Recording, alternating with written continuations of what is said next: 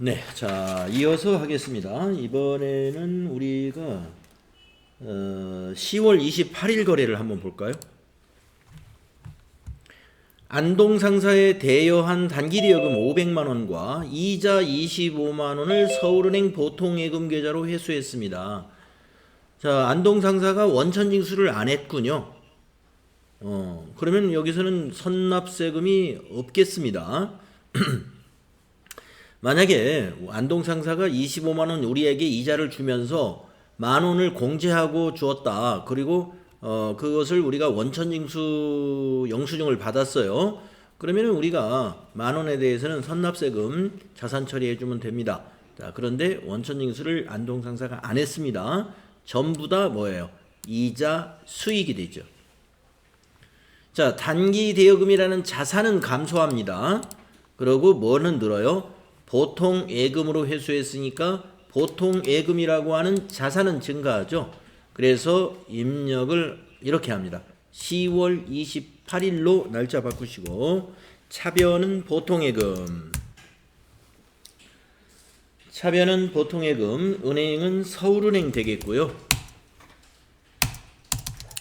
서울은행. 네, 금액은 525만 원이 되겠군요. 자, 대변은 두 가지입니다. 단기 대여금 114번.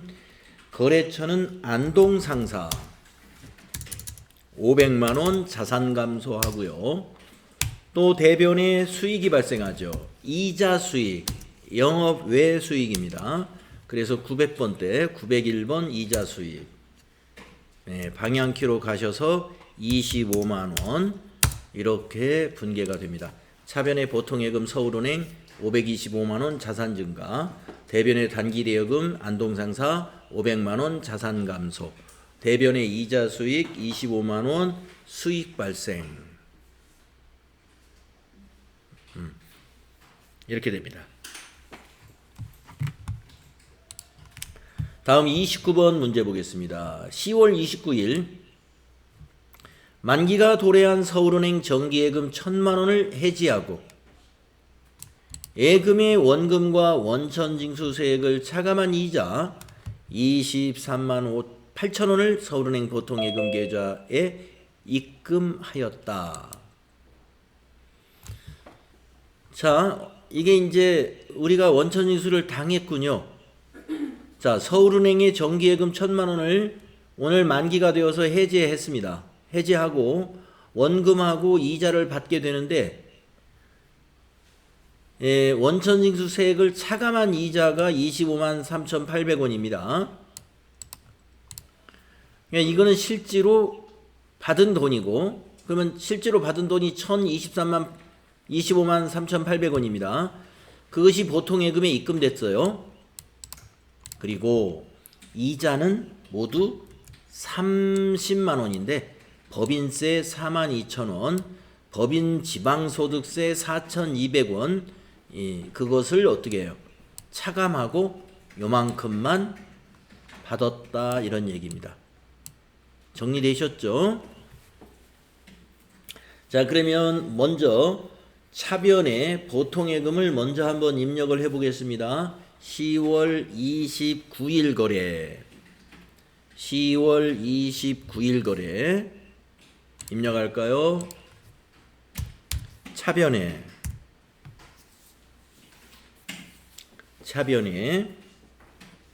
103번 보통예금. 계정 과목은 아니야, 거래처는 서울은행. 보통 1000하고 25만 3,800원 25만 3,800원. 네, 차변의 보통예금이 10253,800입니다. 그죠? 10253,800. 네, 아직 한 분이 덜 들어오셨어. 네, 빨리 들어오셔야 되는데. 10253,000. 10253,800. 자, 이제 대변 입력합니다. 대변은 자, 먼저 1,000만 원은 정기예금이 해지된 거죠. 그래서 대변에 정기예금 코드가 어떻게 되더라? 정기 검색해 보면 104번. 거래처 넣어야 되죠. 서울은행 정기예금이네요. 서울은행 정기예금은 98600. 코드가 달라요. 서울은행 보통하고 서울은행 정기예금 거래처가 다릅니다. 자, 대변 개념 과목은 1,000만 원이죠. 1,000만 원. 그 다음 이자 소득, 수익 발생 대변이죠. 자, 대변에 이자 수익 거래처 없죠? 이자 수익 안 넣어도 돼요. 거래처. 자, 이자 수익을 25만 3,800원이라고 해야 될까? 아니면 30만 원이라고 해야 될까? 자, 한번 고민해 보세요. 이자 수익 30만 원으로 해야 되느냐? 그냥 25만 3,800원 실제로 받은 것만 이자 수익 잡아야 되느냐? 네, 여기서 잘못하면 실수를 할 수가 있습니다. 네. 장지혜 씨한테 물어볼까요?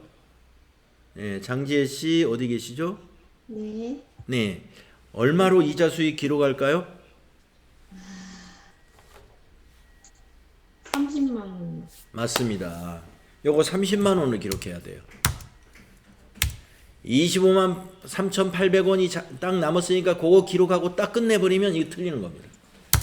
30만 원을 기록하고 여기 차액 나는 46,200원이 바로 우리가 원천징수 당한 금액이에요. 법인세 42,000원하고 지방법인세 4,200원하고 그래서 46,200원이 바로 선납세금입니다. 이게 차변의 선납세금. 3번 차변의 선납세금 금액은 46200으로 기록해야 된다. 이걸. 네. 4줄짜리 분계였습니다.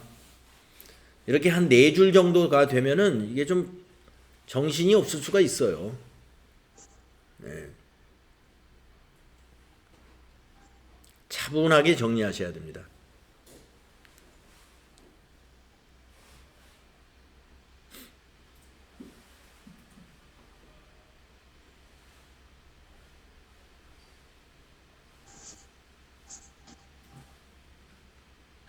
네.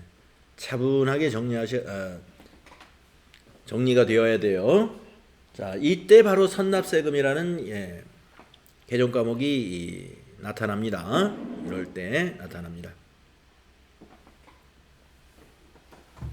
자, 그러면 29일 거 상당히 연습 문제로서 굉장히 좋은 문제니까요. 여러분 잘 표시해 두었다가 연습 많이 해 주시고요. 다음 30일 거래 보도록 하겠습니다. 업무용 차량에 대하여 자동차 보험을 현대화재에 가입하고 보험료 120만 원을 현금으로 지급하였다. 차산으로 회계 처리하시오 이랬어요. 자, 제가 이것도 말씀드린 것 같아요. 보험료를 지급하고 아무 말 안 하면 그냥 보험료로 처리하면 된다고 그랬습니다. 아니면 비용 처리해라. 그러면 그냥 보험료로 처리하면 돼요. 그런데 가끔은 자산으로 회계 처리할 것 이렇게 지시하는 경우가 있다 그랬죠. 기억하고 있을까요? 전춘옥님, 전춘옥 씨 어디 계시죠?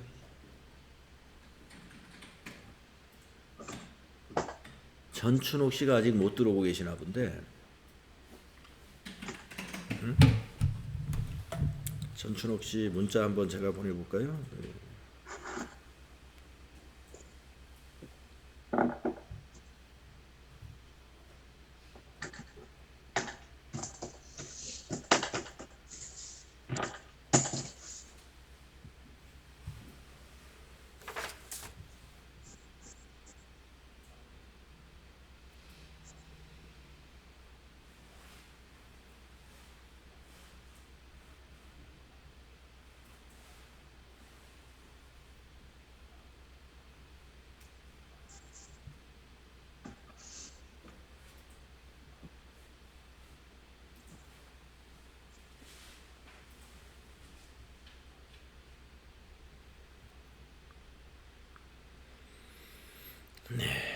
들어오시겠죠. 자, 그러면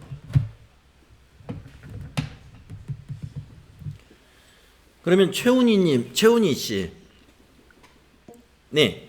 자, 이거 자산으로 회계 처리하라고 그럴 때 무슨 계정 과목 처리하면 된다고 그랬죠? 차량 운반. 에? 차량 운반. 차량 운반구 그 자산이 아닙니다. 취득세를 만약에 취득세를 냈다 그러면 차량을 구입하고 취득세를 냈다면 차량 운반구가 맞는데 네. 비용을 이 보험료를 자산 처리할 때는 이거 차량 운반구 아니에요. 생각이 안 나요. 생각이 안 나십니까? 네. 선납세금 처리. 아니 죄송합니다. 아니 선급비용. 선납세 선급비용? 말이 네. 헛나왔어요. 네. 선급비용 처리하시면 됩니다. 그래서 우리가 그 결산수정분계 때 보험료에 대해서 미경과분 보험료를 선급비용 자산 잡고 대변의 보험료를 취소시키잖아요. 비용의 이연을 우리가 회계 처리할 때 바로 이 선급비용을 사용하거든요. 그걸 생각하시면 돼요. 보험료를 지급했는데 자산으로 회계 처리하라. 그러면 선급비용으로 처리하라. 이런 얘기입니다. 네, 이것도 잘 기억해 주셔야 돼요. 네. 자, 그러면 10월 30일 거래를 입력하겠습니다. 10월 30일 차변의 자산 증가 선급비용 133번 150만 원.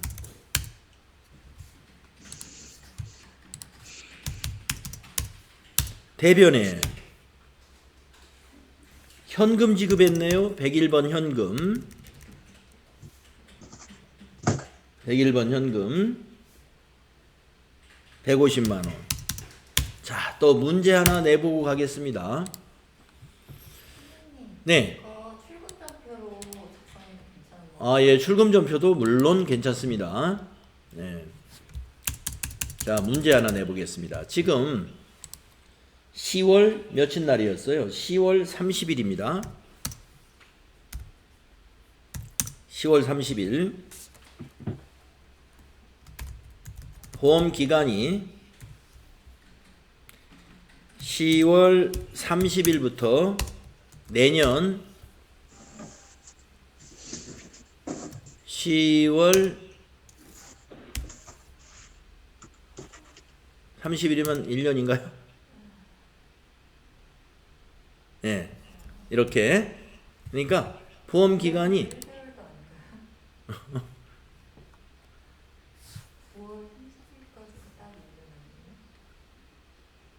10월 30일 날 보험에 가입하면 그냥 11월 1일부터 자, 계산이 똑 떨어지게 하기 위해서 10월 달이 31일까지 있죠? 10월 31일까지로 하겠습니다.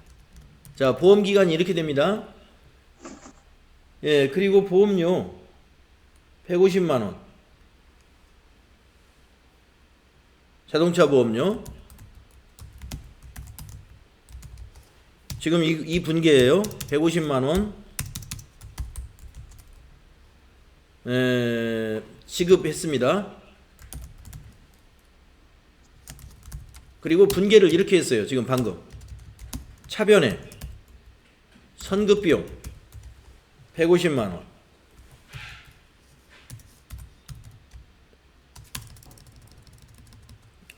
원. 대변에 현금 150만 원. 이렇게 분계했습니다. 우리 회사가. 자, 그러면 이 건에 대해서 결산일을 맞이했습니다.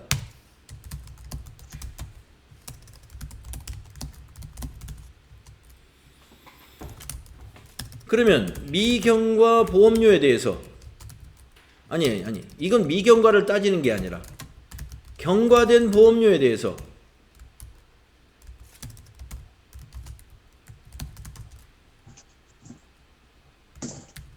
어떻게 해야 될까요?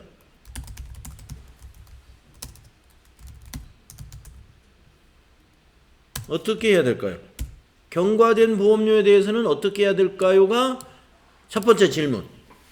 자, 그러면 전춘옥 씨 들으셨죠? 전춘옥 씨. 네, 마이크 키시고. 네. 자, 이때 결산일에 이 경과된 보험료를 우리는 뭘로 처리해야 됩니까?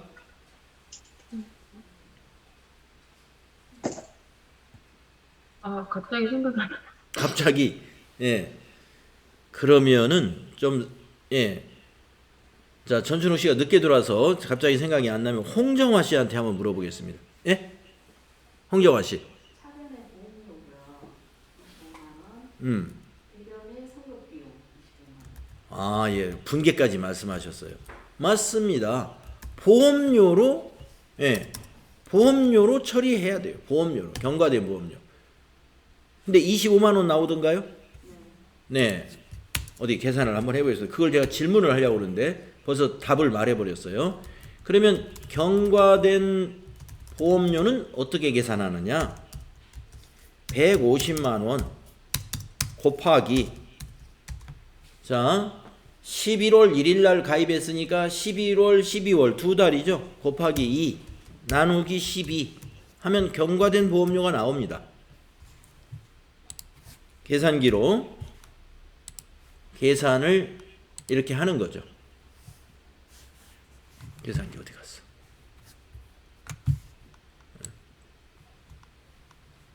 계산기가 이쪽으로 가버렸네. 네. 끌어다 여기다 놓고 이렇게 계산기가 커졌지 또 조그마하게. 네. 제가 아까 해상도를 좀 낮췄더니 컴퓨터가 설정들이 다 이상이 됐어요. 자, 계산기 여기다 놓고 150만 원 곱하기 2 나누기 12. 네, 25만 원. 네. 홍정화 씨 아주 정확히 계산했습니다. 그래서 경과된 보험료가 25만 원이다. 이런 걸 우리가 알 수 있는 것이죠. 이거를 비용 처리하는 결산 수정 분계가 이때는 필요한 거예요. 그래서 차변에 네, 지금 홍정화 씨 얘기대로 차변에 보험료 25만 원 비용 발생시키고 대변에 선급비용 자산 감소시키고 이렇게 결산수정분계를 합니다. 만약에 10월 30일 날 보험료를 지급하면서 차변이 선급비용이 아니라 보험료로 처리했다면 이렇게 하지 않고 요것이 대변에 가고 요것이 차변에 오고 서로 위치가 바뀌어요. 그리고 25만 원이 아니라 미경과된 보험료를 가지고 회계 처리해요. 금액도 달라지고 계정과목의 위치가 보험료가 대변, 선급비용이 차변에 오면서 이때는 경과된 보험료가 아니라 미경과된 보험료를 가지고 계산할 것이다. 그런데 지금의 경우는 경과된 보험료를 따져가지고 비용 처리하는 분계를 해야 돼요. 왜? 10월 30일 날 예, 보험기간을 이렇게 해가지고 보험에 가입할 때 분계를 자산 처리했기 때문에 네. 자, 요것이 지금 이해가 잘 가실 수도 있고요. 예, 이해가 가시는 분도 있고 좀 이해가 아직 덜 가신 분도 있을 텐데 반복해서 여러분 요걸 좀 챙겨서 공부해 두셔야 됩니다.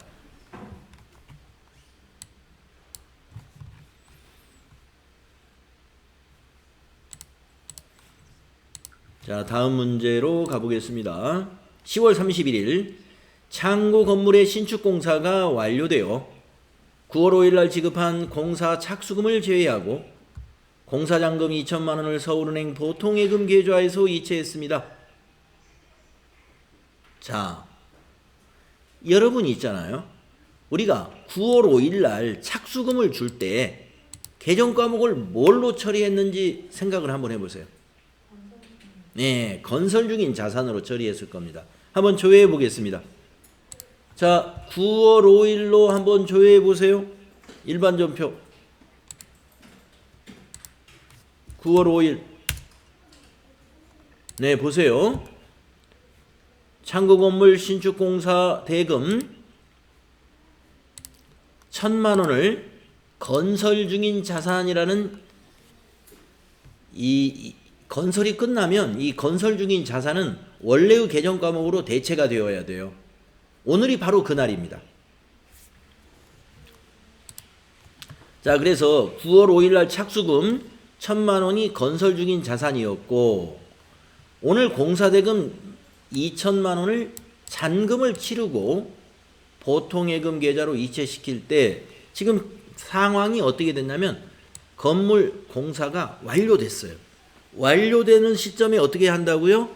건설 중인 자산은 건물로 대체돼야 된다. 그래서 건물이 이때는 얼마가 되느냐? 그 착수금 1,000만 원에다가 여기 오늘 잔금 2천만 원 포함해서 차변의 건물이 3천이 돼요. 그리고 대변은 두 가지가 됩니다. 건설 중인 자산 1,000만 원과 방금 보통예금에서 이체시킨 2천만 원. 아시겠죠? 예, 10월 31일 요 분계 아주 가끔씩 나오는데요. 틀리기 쉽습니다. 자, 10월 31일 분계 꼭 기억해 두세요. 자, 입력합니다. 10월 31일 날. 자, 건물이 완성되었다. 그러면 차변의 건물을 잡아요. 차변의 건물 자산 증가 잡는데 오늘 잔금만 잡지 말고 아까 전표 조회했던 1,000만 원까지 잡아야 됩니다. 그래서 3천만 원으로 건물을 잡아요. 대변은 건설 중인 자산 아까 확인했죠. 건설 중인 자산 214번 1,000만 원 감소시킵니다. 그리고 2천만 원 잔금 오늘 보통예금으로 지급했죠. 그게 대변에 갑니다. 103번 보통예금이고요. 보통예금은 은행으로 거래처 꼭 넣어야 됩니다. 서울은행 보통 2천만 원 되십니다. 이렇게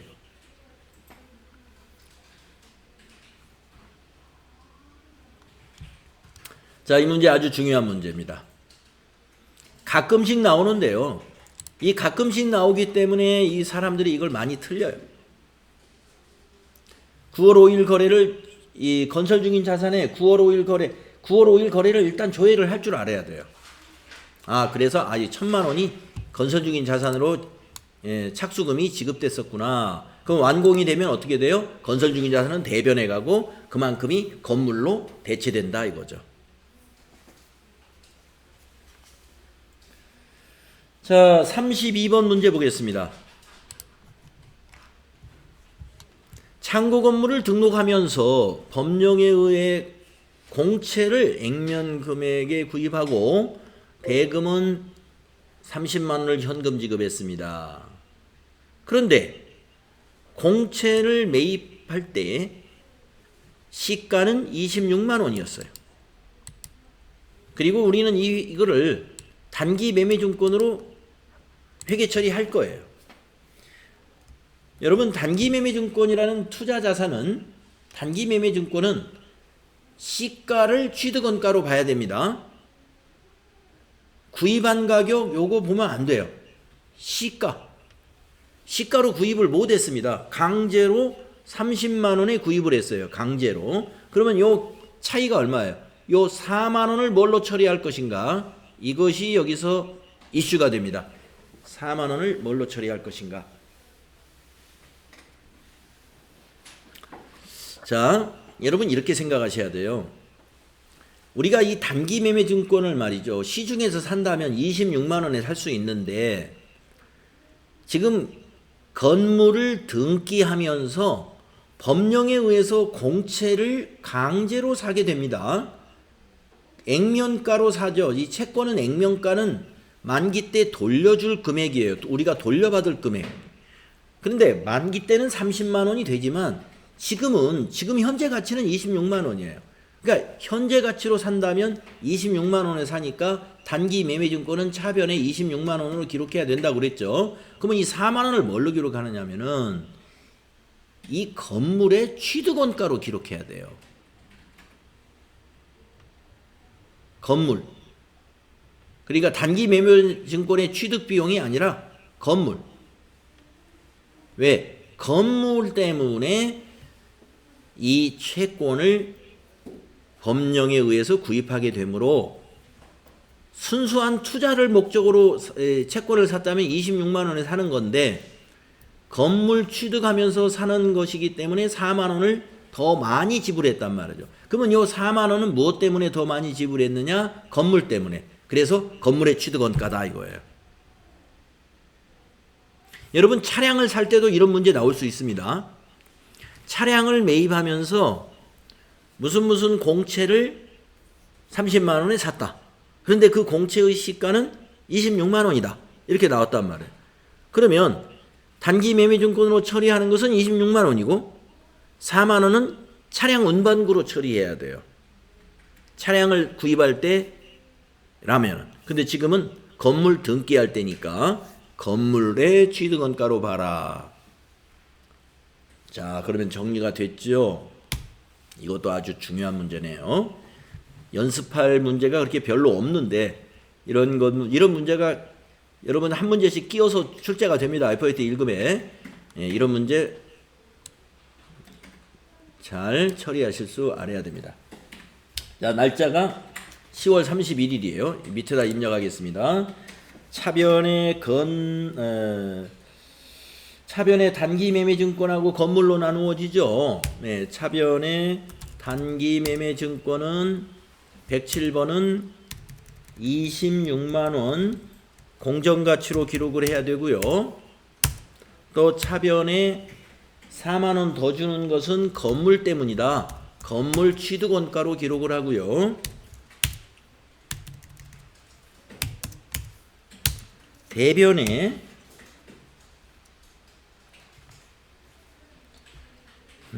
현금으로 지급했군요. 대변의 현금 101번 30만 원. 이렇게 한 건으로 이 점표는 출금 점표로 두 건으로 처리하지 마시고 대변의 현금으로 해서 하나의 점표로 처리해야 좋겠습니다.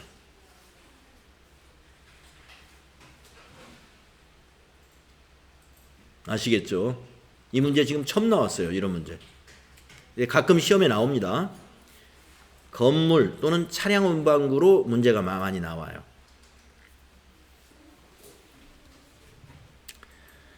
자, 10월 31일 33번 문제. 이번 시간은 33번까지만 하겠습니다. 당사의 자금 조달을 위해 이사회를 통해 유상증자를 결의했습니다.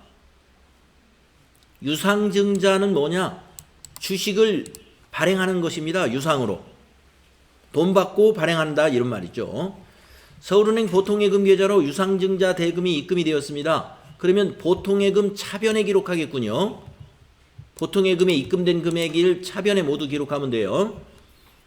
유상증자와 관련하여 200만 원의 수수료 등은 차감되면서 입금이 됐어요. 우리가 유상증자를 하는데 어느 기관을 통해서 발행하면서 그 기관에서 수수료를 요구해서 그 수수료를 차감시켰습니다. 그러면 이 수수료는 뭐에 포함이 되느냐? 이 수수료는 우리가 증자를 하면은요, 액면가보다 높은 가격으로 발행을 하면은 주식 발행 초과금이 발생을 해요. 그러면 이 수수료는 주식 발행 초과금에서는 차감시켜요. 초과금이 발생하면 초과금에서는 빼주고, 만약에 주식을 액면가 이하로 발행한다. 그러면 주식 할인 발행 차금이 발생해요.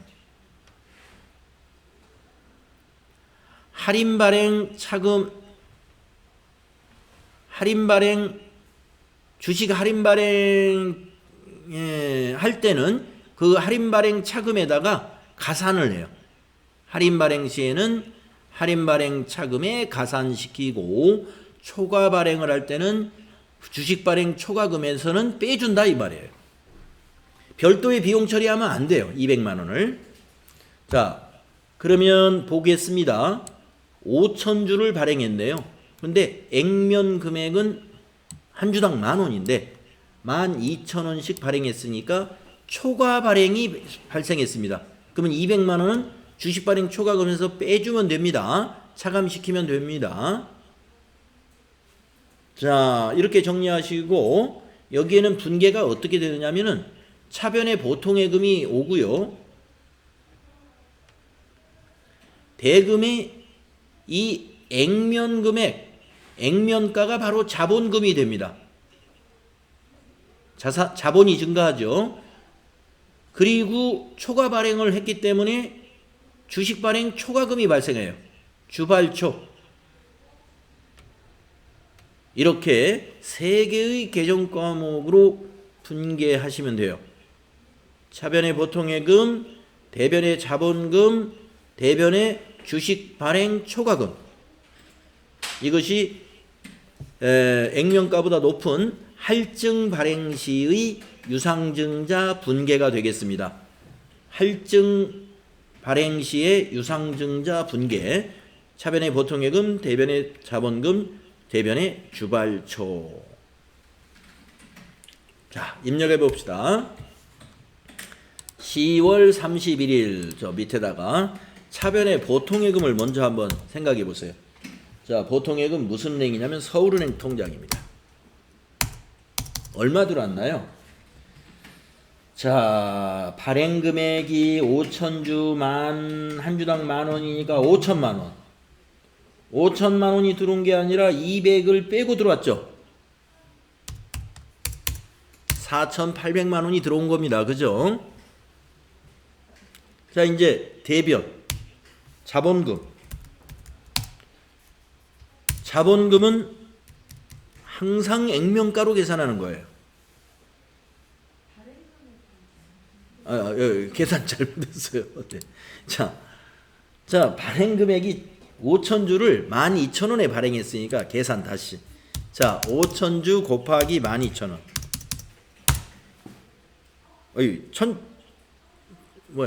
잘못 계산했죠. 5,000주 곱하기 12,000원. 6천만 원이네. 6천만 원. 그렇죠.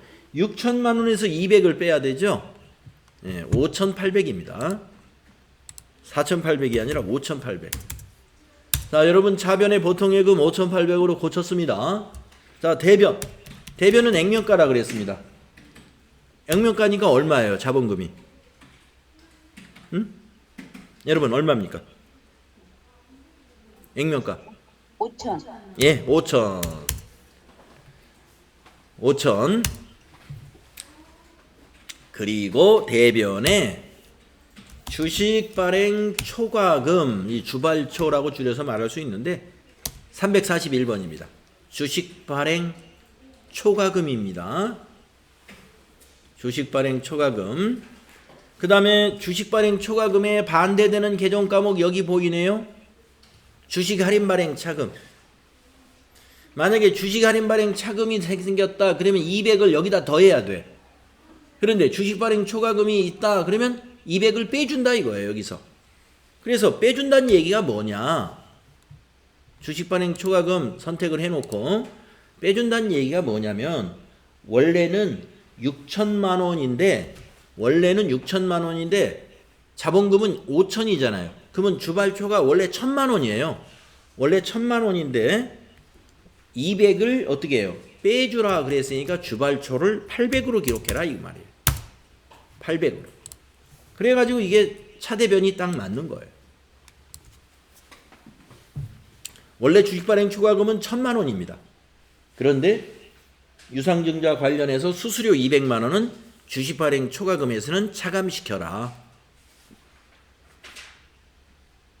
네, 이 자본 관련 분계가 자주는 안 나오는데요. 네, 가끔씩 나오기 때문에 이게 여러분 또 잊어버릴 수가 있습니다. 그래서 지금 보면은요, 여러분 그 381쪽에 있는 밑에서부터 한 5문제 정도는 이게 나오면 틀린 사람이 많아요. 왜 그런가? 가끔씩 출제가 되는 문제들이에요. 그러다 보니까 자주 만나지 못하는 문제다 보니까 나오면 되게 틀리게 된다. 요거 좀 381쪽 잘 여러분 반복 연습이 필요한 문제가 저기 구호단체 기부한 거부터가 인 것 같아요. 그래서 뭐 381쪽에 있는 전체적인 이 분계 내용은 여러분들 특별히 좀 챙겨서 연습하시고요. 그러니까 지금 어느 정도 수준에 와 있는 분들, 이제 기본적인 분계는 이제 어느 정도 난 할 수 있어 하신다면은 381페이지 있는 분계를 추가적으로 더 숙달하셔야 된다. 예, 그런 말씀 드립니다. 그러면 이제 우리 다음 시간에는